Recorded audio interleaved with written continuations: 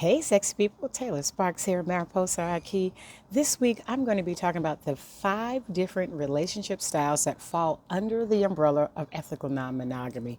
It is based on an excerpt from my book, An African American Guide to Ethical Non-Monogamy, the how, why, and with whom to explore your expanding love styles or relationship styles, if you will.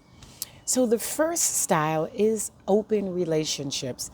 This in an open relationship, it can allow one or both partners with widely varying libidos and or sexual preferences the opportunity to explore these differences and take the pressure off of their partner for something that they may not be interested in or wish to do. It is mostly sexual based when there's an open relationship, but sometimes it is just dating, right? Maybe someone has a passion that someone else shares, like salsa dancing, and they decide, but because you're the opposite sex in monogamy, there's this big stigma about men and women cannot be friends, and it's simply not true. And it's also this stigma that, somebody must want to have sex with you if they are the opposite sex, which is also not true. But besides that, when a couple decides that they want to have an open relationships, it is important to set the boundaries, right? And in the boundaries, the information that is shared could also have its limits. So, for example, a partner could say, hey, tonight I'm going out on a date and I'll be home before midnight, or I'll be home by 2 a.m. I'll be home before the sun comes up. Or it could be, hey, tonight I have a date. I'm going to be out with Barbara.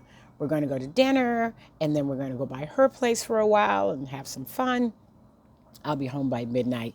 There is no right or wrong way with regards to how much information is shared in an open relationship. That is something that's between you and your partner. And then with regards to setting the boundaries, that's also between you and your partner and or partners, because the boundaries could include always use condoms. There's no spending the night, no emotional attachment. But trying to control somebody else's emotions, which we can talk about when it comes to setting boundaries later this week, is, between you and your partner, and to make sure that you're setting boundaries and not borders, because there's one thing, people love to do, humans, is we love to cross borders, and we're not trying to control our partners, but we do want to set boundaries for our own emotional well-being and for the well-being of the relationship. Having an open relationship is not an excuse to cheat, because in open relationship and ethical non-monogamy, ethical is the operative word.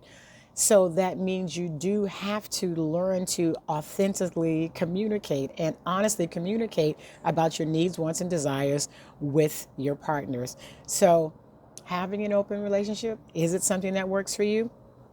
I'm not here to tell you it's right or wrong or different.